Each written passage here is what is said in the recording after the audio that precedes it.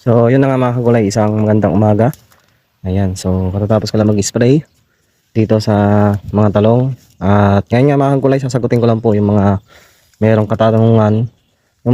katanungan tungkol po dun sa pagkakaroon ng yellow spot sa ating mga dahon o sa ating mga gulay.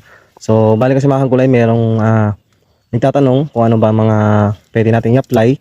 So, dinaan ko na lang sa video para sa ganun po sa ibang mga kagulay din natin na baka sakaling makapanood ng ating video ay mabigyan ko na din siya kahit paano ng konting tips. So ilalagay ko na lang po sa ating comment section yung ating mga pwedeng orderin na ginagamit para hindi po magkaroon ng yellow spot yung ating mga tanim na gulay. So kahit ano pa man yan, lalo na sa panahon ngayon medyo umulan nga.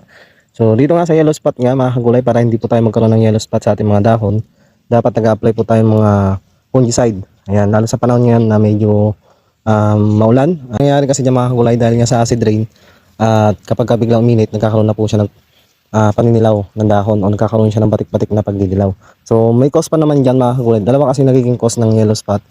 Maaari din po ito sa mga insekto. Pero kung diretso po ang pag-apply nyo ng mga fungicide, ay malalaman nyo na po agad kung ano yung magiging problema na inyong mga tanim. So kung diretso na ma-apply nyo ng fungicide, kasi ang fungicide, maganda pong gamitin po natin yan lalo na sa maliliit pa lang natin na tanim ng mga gulay, lalo na sa mga bagong tanim para hindi po magkaroon. Kasi lalo nga ngayon kung magtatanim po kayo ng tag-ulan, sunod-sunod po ang pag-uulan, magkakaroon po talaga ng yellow spot. Kaya dapat bata pa lang meron na po tayong ginagamit na mga fungicide. So kahit anong fungicide pa yan, pero itong sasabihin ko para madali nyo lang din pong mahanap at ma-order. So tuturo ko na lang din po sa inyo kung paano siya timplahin. So dito, gumagamit ako dito mga kagulay ng fungicide na Cabrillo.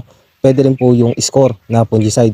So bali yung fungicide na 250 ml na puro ay akin po inahalo sa 1 liter na tubig at nagtitimpla po ako ng 50 ml sa 25 liters na sprayer. So depende na lang po sa dalas ng pag-apply nyo. Kung madalas po kayo nag-apply, pwede nyo pong ihalo ito sa 2 liters po tubig at spray nyo po siya ng araw-araw. So bali kasi magiging balance po yung pag-apply dahil nga nakahalo siya sa tubig at hindi po mabibigla yung ating mga tanim na gulay. Kasi ang may epekto rin po kasi pagka sobra po tayo sa pag-apply ng fungicide, andyan po maninigas yung mga dahon at magkakaroon din po talaga ng So may epekto rin po talaga pagka sobra po.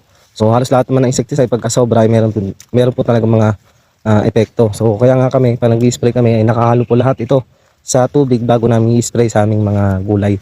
So ito yung talong ko. So makikita nyo naman verde naman siya at hindi po siya naglalagas ng dahon. Ayan. At kagandahan pa nga pag may fungicide yung mga pamulaklakan niya ay magiging makapit. So isa po siyang nagpapakapit ng bulaklak na aming ginagamit para hindi po siya malagas ang diretso dahil nga sa pag-uulan.